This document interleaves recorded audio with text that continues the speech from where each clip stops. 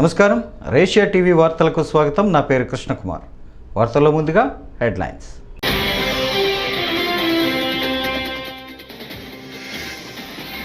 చంద్రబాబు సర్కార్కు 100 రోజులు, సీఎం అధ్యక్షతన AP cabinet భేటీ.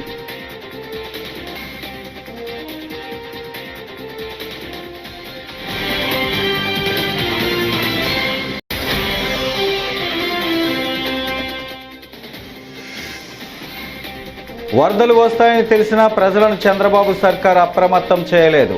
మాజీ ఎమ్మెల్యే మల్లాది విష్ణు.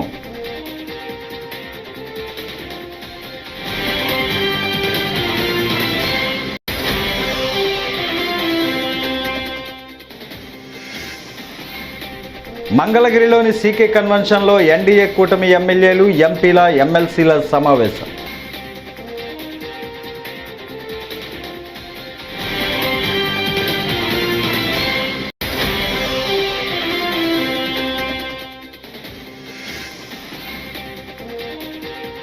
వాస్తవాలు మాట్లాడితే ఉగ్రవాది అంటారా? కాంగ్రెస్ నేత షర్మిల.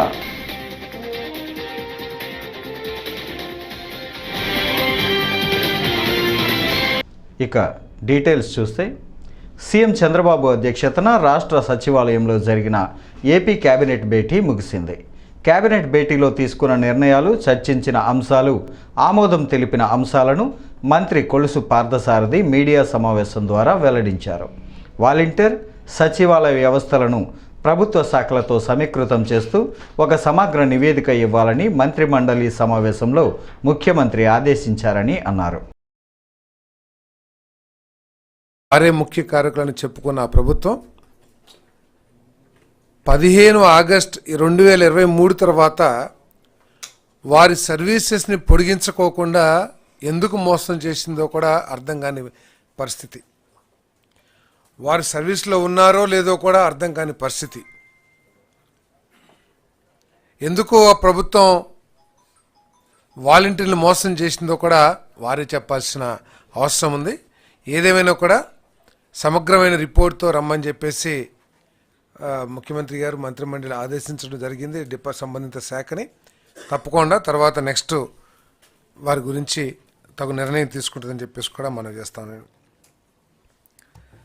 అదేవిధంగా జీవో నెంబర్ 6 and 7 సచివాలయం ఉద్యోగస్తులకి, వాలంటీర్లకి ప్రతి నెల 200 రూపాయల ఆర్థిక సహాయం చేయబడింది. దేనికోసమంటే న్యూస్ పేపర్ కొనుక్కోవటం కోసం. న్యూస్ పేపర్ కొనుక్కోవటం కోసం 200 రూపాయలు ప్రతి ఒక్కరికి కూడా ఆర్థిక సాయం చేయడం జరిగింది. ఆ జీవోని ఈరోజు విత్డ్రా చేసుకోవడం కూడా జరిగిందని చెప్పేసి మనం చేస్తాం. ఎందుకంటే సోషల్ మీడియా ద్వారా ఏ వార్తకైనా సరే యాక్సెస్ ప్రతి ఒక్కరికి కూడా ఉంటుంది. ప్రత్యేకంగా వీళ్ళంతా ఉద్యోగస్తులు కాబట్టి అది పెద్ద సమస్య కాదు. సోషల్ మీడియాలో అన్ని పేపర్లు అందుబాటులో ఉంటున్నాయి, అన్ని వార్తలు అందుబాటులో ఉంటున్నాయి. అంతేకాకుండా ఇక్కడ సంవత్సరానికి 102 కోట్ల రూపాయలు ఖర్చు చేయడం జరిగింది. ఈ 102 కోట్ల ద్వారా మాకున్న సమాచారం ఏంటంటే కేవలం ఒకే ఒక పత్రికని కొనడం జరిగిందని చెప్పేసి చెబుతా ఉన్నారు. ఏ విధంగా ఇటువంటి ఉత్తర్వులు ఇచ్చారు, ఈ 102 కోట్లు ఏ పత్రికకి లబ్ధి చేకూరింది, ఉద్దేశపూర్వకంగా జరిగిందా లేకపోతే ఏ విధంగా జరిగింది? ఎందుకంటే మాకున్న సమాచారం ఏ ఇతర పత్రికను కూడా ఈ సచివాలయ ఉద్యోగస్తులు కానీ ఈ వాలంటీర్లు కానీ కొన్నట్లు ఎక్కడ సమాచారం లేదు. కాబట్టి ఏ విధంగా జరిగింది, మోడస్ ఆపరేషన్ ఏంటి, ఎందుకు ఇచ్చారు, దీని ద్వారా ఈ సంవత్సరానికి 102 కోట్ల రూపాయలు ఏ పేపర్కి లేతే ఏ మీడియాకి. వరదలు వస్తాయని తెలిసినా ప్రజలను చంద్రబాబు సర్కార్ అప్రమత్తం చేయలేదని మాజీ ఎమ్మెల్యే మల్లాది విష్ణు మండిపడ్డారు. ప్రభుత్వంలోని పెద్దల తప్పిదాన్ని అధికారులపై వేస్తున్నారని ధ్వజమెత్తారు. బుధవారం ఆయన తాడేపల్లిలోని వైఎస్ఆర్సీపీ కేంద్ర కార్యాలయంలో మీడియా సమావేశంలో మాట్లాడుతూ, మేము వరద ప్రాంతాన్ని క్షేత్రస్థాయిలో పరిశీలించాం, 7,000 కోట్ల వరకు నష్టం జరిగిందని భావిస్తున్నాం, ప్రభుత్వం 700 కోట్లు మాత్రమే ఇస్తామంటోంది అని దుయ్యబట్టారు. ఈ విషయం ఈ బుడమేరు నీరు విజయవాడ నగరంలో దాదాపుగా 16 డివిజన్లకు సంబంధించినటువంటి ప్రజల్ని ముంచుతున్నాయి, ఇళ్ల మీదకి వస్తున్నాయి అని ప్రజల్ని అప్రమత్తం చేయటంలో, ప్రజల్ని జాగ్రత్త వహించమని చెప్పని హెచ్చరించడంలో కూటమి ప్రభుత్వం పూర్తిగా వైఫల్యం చెందింది. 28వ తారీఖున వాతావరణ పరిస్థితులు రాష్ట్ర ప్రభుత్వానికి తెలియజేస్తే 1, 2 తారీఖుల్లో వచ్చేటటువంటి ఈ వరదల్ని ముందుగా అధికార యంత్రాంగం కానీ లేకపోతే 3 రాజకీయ పార్టీలు కానీ ఎక్కడ కూడా ప్రజల్ని ఆ బారిన పడకుండా కాపాడలేకపోయాయి. మొట్టమొదటిగా బుడమేరు విజయవాడ నగరంలో ప్రజలందరినీ ముంచేసిన తర్వాత, ఆ ప్రాంతాన్ని ముంచిన తర్వాత రాష్ట్ర ప్రభుత్వం నుంచి చంద్రబాబు నాయుడు గారు విజయవాడ వచ్చి చూసినప్పుడు మాట్లాడినటువంటి మాట ఏంటంటే, ఇది అధికారుల వైఫల్యము, అధికారుల తప్పిదము అని చెప్పి మాట్లాడారు. ఈ మానవ తప్పిదానికి, ప్రభుత్వంలో ఉన్నటువంటి పెద్దల తప్పిదాన్ని దాన్ని అధికారుల మీదకి నెట్టేసి దాదాపుగా విజయవాడ నగరంతో పాటు పైనున్నటువంటి బుడమేరు పరివాహక ప్రాంతం అంతా కూడా రైతాంగం నష్టపోయింది. విజయవాడ నగరంలో దాదాపుగా కాలనీలు 16 డివిజన్లు సమూలంగా అన్ని ఇళ్ళు కూడా గ్రౌండ్ ఫ్లోరు, ఫస్ట్ ఫ్లోరు, ఆ కాలనీలు అన్నీ కూడా నీటల్లో మునిగిపోతే నిన్న ముఖ్యమంత్రి గారు ప్రకటించినటువంటి ప్యాకేజీ రాష్ట్రానికి రమరమి 700 కోట్ల రూపాయల ప్యాకేజీ ప్రకటించారు. వైఎస్ఆర్ కాంగ్రెస్ పార్టీ క్షేత్రస్థాయిలో మంగళగిరిలోని సీకే కన్వెన్షన్లో ఎన్డీఏ కూటమి ఎమ్మెల్యేలు, ఎంపీలు, ఎమ్మెల్సీల సమావేశం జరిగింది. ఈ సమావేశానికి ముఖ్యమంత్రి Chandrababu, deputy CM Pawan Kalyan, MP Purandeswari, వారి మంత్రులు, ఎమ్మెల్యేలు హాజరయ్యారు. 100 రోజులు ఎన్డీఏ కూటమి యొక్క పాలన ప్రారంభించుకున్నటువంటి సందర్భంలో మరి ఈ సమావేశం ఏర్పాటు చేసుకుందాం. దయచేసి మంత్రులు, పార్లమెంట్ సభ్యులు, శాసన మండలి సభ్యులు, ఎమ్మెల్యేస్ వారికి కేటాయించినటువంటి సీట్లలో ఆసీనులు కావాల్సిందిగా కోరుచున్నాం. మరొక 2 నిమిషాల్లో మనం ఈ మీటింగ్ ని ప్రారంభించకపోతున్నాం అని చెప్పి ప్రతి ఒక్కరు కూడా తెలియజేస్తున్నాం.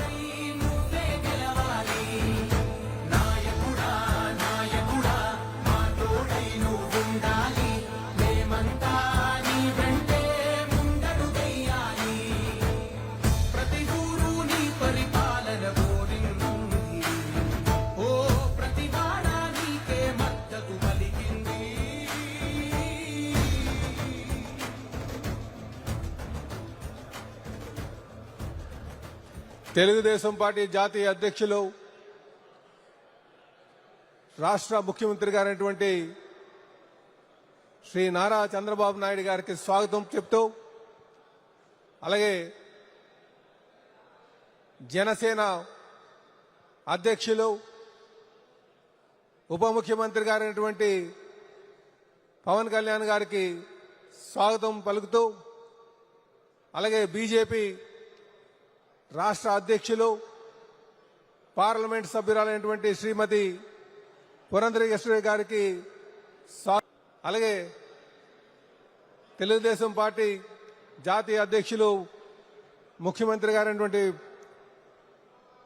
చంద్రబాబు నాయుడు గారిని వేదిక మీదకి రావాల్సిందిగా కోరుచున్నాం. అలాగే ఉప ముఖ్యమంత్రి వర్యులు, జనసేన అధ్యక్షులు పవన్ కళ్యాణ్ గారిని వేదిక మీద రావాల్సిందిగా కోరుచున్నాం. అలాగే బీజేపీ రాష్ట్ర అధ్యక్షులు, పార్లమెంట్ సభ్యులైనటువంటి పురంధరేశ్వరి మేడం గారు కూడా వేదిక మీద రావాల్సిందిగా కోరుచున్నాం.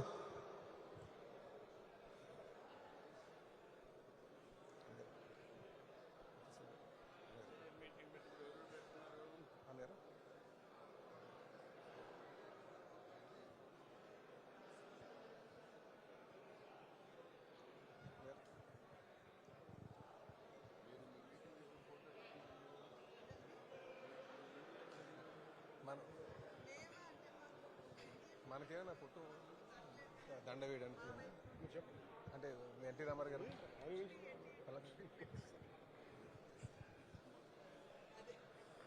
వేదిక మీద వైఎస్ జగన్ తన హయాంలో ప్రజారోగ్యంపై ఎక్కువ దృష్టి పెట్టారని మాజీ మంత్రి విడుదల రజనీ అన్నారు. గతంలో వైఎస్ఆర్సీపీ ప్రభుత్వం శ్రీకారం చుట్టిన 17 మెడికల్ కాలేజీల ఏర్పాటు బాధ్యత కూటమి ప్రభుత్వానిదేనని అన్నారు. ఈ విషయమై రజనీ బుధవారం మీడియాతో మాట్లాడారు. పోస్ట్ బైఫోకేషన్ అంటే మన రాష్ట్రం విడిపోయిన తర్వాత మన రాష్ట్రంలో అంటే టెరిషరీ కేర్కి సంబంధించి సూపర్ స్పెషాలిటీ హాస్పిటల్స్ అన్నీ హైదరాబాద్లో ఉండిపోయాయి. సో మనకు ఈ టెరిషరీ కేర్ని మనం స్ట్రెంథెన్ చేసుకోవాలి. ఈ సూపర్ స్పెషాలిటీ హాస్పిటల్స్ అన్నిటినీ కూడా మనము మన రాష్ట్ర ప్రజలకు సంబంధించి వారికి కావాల్సినటువంటి వైద్య సేవలన్నీ కూడా మన రాష్ట్రంలోనే అందాలి అనేటువంటి అవ్వాలి భవిష్యత్ కాలంలో అనేటువంటి ఒక ఆలోచన ఆనాటి ముఖ్యమంత్రి అయినటువంటి జగన్మోహన్ రెడ్డి గారు ఒక గొప్ప ఆలోచనతో ఒక దూరదృష్టితో ప్రజల ఆరోగ్యం పట్ల వారికి ఉన్నటువంటి చిత్తశుద్ధితో గొప్ప ఆలోచన చేసి ఈ రాష్ట్రానికి 17 గవర్నమెంట్ మెడికల్ కాలేజ్ తీసుకురావాలి అనేటువంటి ఒక గొప్ప ఆలోచనకు శ్రీకారం చుట్టడం జరిగింది. ఈ మెడికల్ కాలేజ్ రావటం వల్ల పేద ప్రజలకు మెరుగైన ఆరోగ్యం, నాణ్యమైన ఆరోగ్య సేవలు, ఉచితమైన ఆరోగ్యం మన రాష్ట్రంలో ఇవ్వచ్చు అనేటువంటి ఆలోచనకు మరి జగన్మోహన్ రెడ్డి గారు అడుగులు వేయటం జరిగింది. వైఎస్ఆర్ కాంగ్రెస్ పార్టీ అధికారంలోకి రాగానే మీరు చూసినట్టయితే ప్రతి పార్లమెంట్ జిల్లా పరిధిలో ఒక కొత్త గవర్నమెంట్ మెడికల్ కాలేజ్ తీసుకురావాలి ఉండాలి అనేటువంటి ఆలోచనతో ఈ రాష్ట్రంలో 17 గవర్నమెంట్ మెడికల్ కాలేజ్ని తీసుకొచ్చేందుకు శ్రీకారం చుట్టి సుమారు 8,500 కోట్ల బడ్జెట్తో మరి ఈ కాలేజ్ని తీసుకురావాలనేటువంటి ఒక ప్రణాళిక సిద్ధం చేయడం జరిగింది.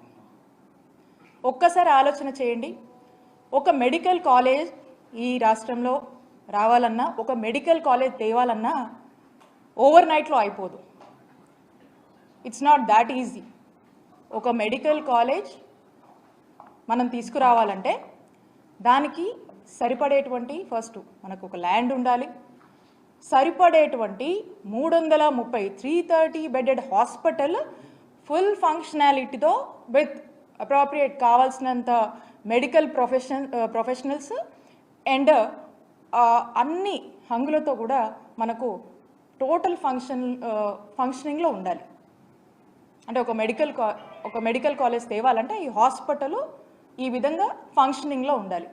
అప్పుడు కానీ మనము దానికి ఇంకా కొంత క్రైటీరియా ఉంటుంది, దానికి కొంత సర్టెన్ టైం అంతా ఉంటుంది. సో దాన్ని మనము చూపిస్తా ఒక మెడికల్ కాలేజ్కి మనము అప్లై చేసుకోవచ్చు. సో ఇదంతా కూడా it's a time taken procedure. ఒక మెడికల్ కాలేజ్ తేవాలంటే మనం చూసినట్టయితే మన రాష్ట్రంలో అంటే మన ఆంధ్రప్రదేశ్ రాష్ట్రంలో 1923 సంవత్సరం అప్పట్లో మనకు మొట్టమొదటి కాలేజ్ ఆంధ్ర మెడికల్ కాలేజ్ మరి అప్పుడు మనకు వచ్చింది. అంటే 1923 నుంచి మీరు చూసుకున్న సీఎం చంద్రబాబు నాయుడుపై మాజీ మంత్రి కాకాని గోవర్ధన్ రెడ్డి తీవ్ర వ్యాఖ్యలు చేశారు. సూపర్ 6 హామీలు అమలు చేయనందున చంద్రబాబును గాడిదల మీద ఊరేగించాలని అన్నారు. అమరావతి మీద మాట్లాడితే నోటికి తాళాలు వేస్తారా అంటూ మండిపడ్డారు. చంద్రబాబుకు ఫ్రస్ట్రేషన్ ఎందుకు వస్తోందని ప్రశ్నించారు. అమరావతి మునగదని చంద్రబాబు ఎందుకు చెప్పటం లేదని నిలదీశారు. చేయడం జరిగింది. దానిలో మొట్టమొదటగా యథాప్రకారం జగన్మోహన్ రెడ్డి గారిని స్తుతిస్తూ ఏమీ జరగలేదు గతంలో, మొత్తం ఎన్డీఏ ప్రభుత్వం ఏర్పడిన తర్వాత ఈ 100 రోజుల్లోనే బ్రహ్మాండమైనటువంటి అభివృద్ధి సాధించామని ఆయన 100 రోజుల్లో సాధించిన ప్రముఖ విజయాలు అని చెప్పని రకరకాలైనటువంటి అన్ని గురించి కూడా మాట్లాడడం జరిగింది.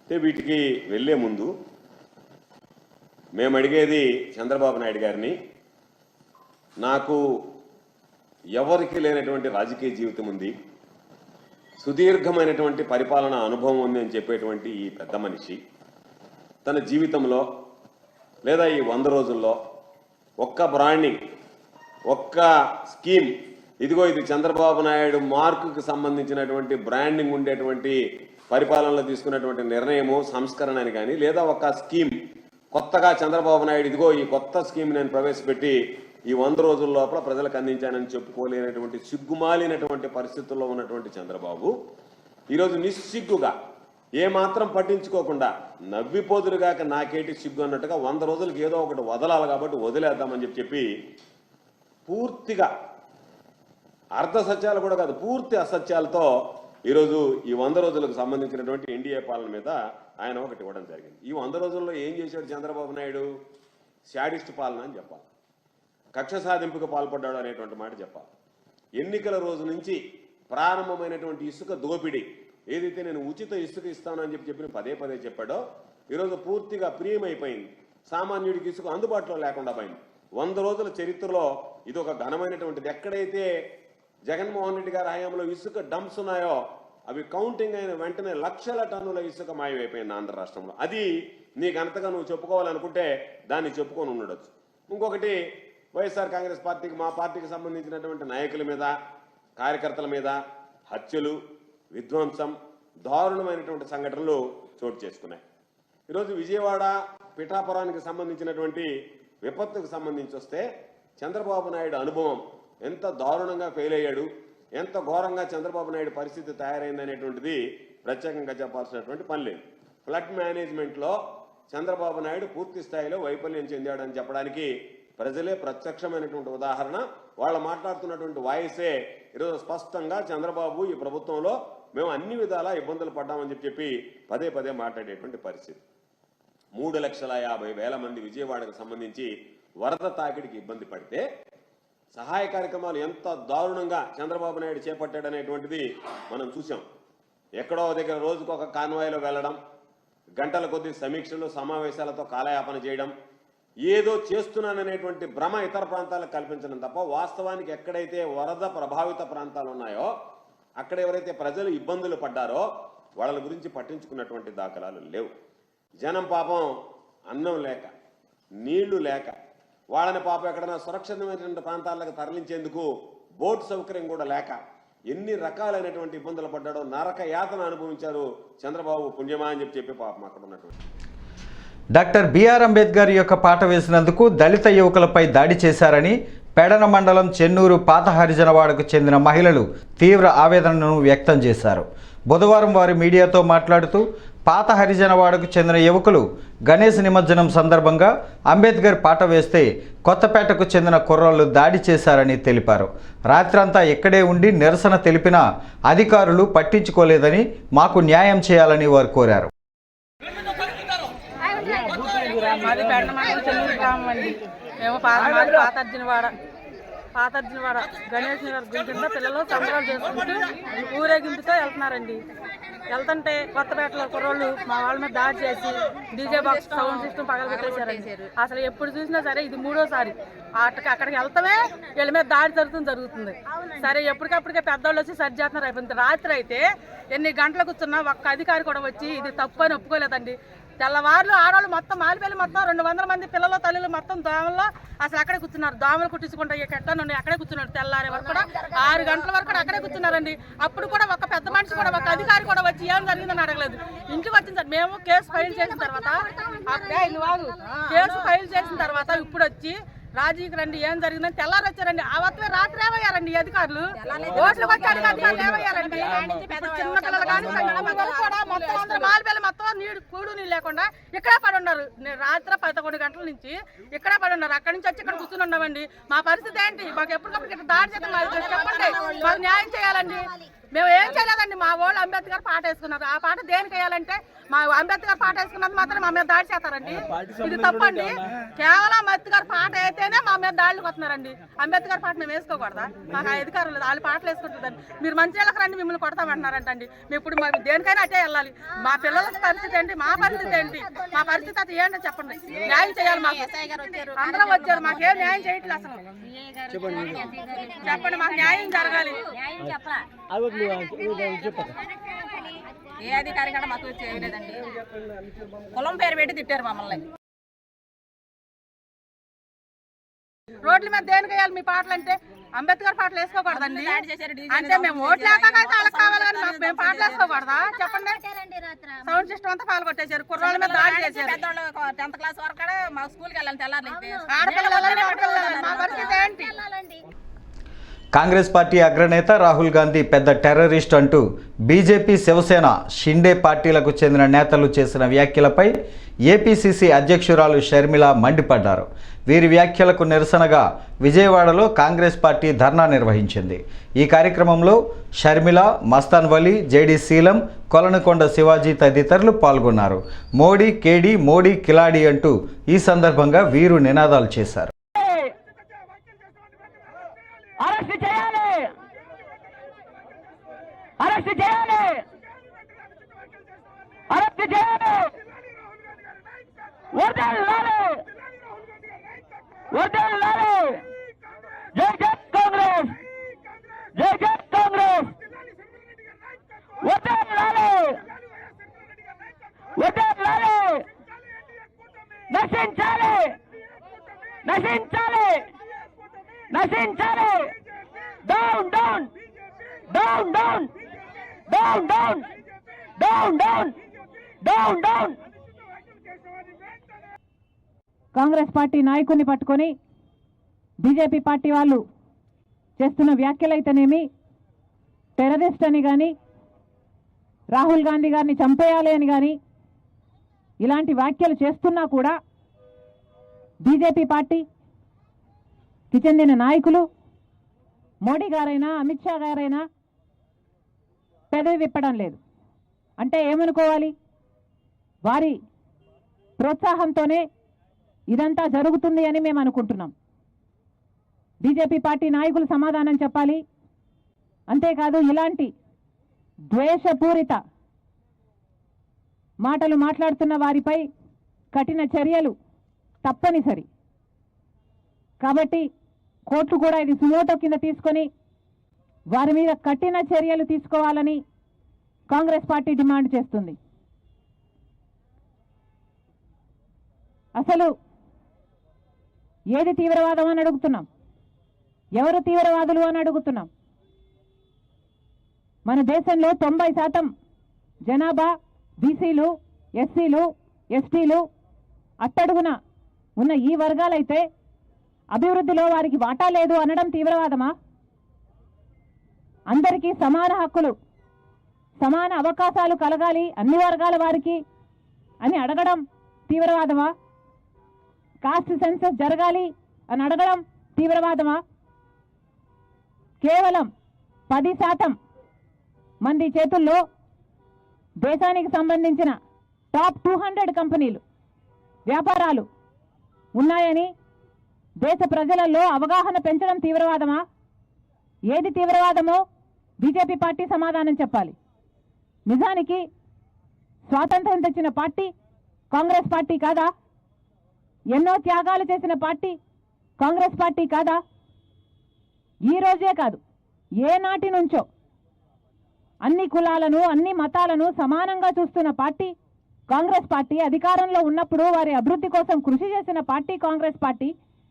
ఇప్పటికీ కూడా ప్రతిపక్షంలో ఉండి కూడా వారి హక్కుల కోసమే కొట్లాడుతున్న పార్టీ కాంగ్రెస్ పార్టీ. అలాంటి కాంగ్రెస్ పార్టీ గురించి ఇంత నీచంగా మాట్లాడడం ఎంత మటుకు సమంజసమని అడుగుతున్నాం. మీరా బీజేపీ పార్టీయా మాట్లాడేది కాంగ్రెస్ పార్టీ గురించి? అసలు రాహుల్ గాంధీ గారిని తీవ్రవాది అంటున్నారే, అదే తీవ్రవాదులకి బలైపోయిన కుటుంబం కాదా? రాహుల్ గాంధీ గారి నాయనమ్మ ఇందిరాగాంధీ గారు అయితేనేమి, సొంత తండ్రి రాజీవ్ గాంధీ గారు అయితేనేమి తీవ్రవాదులు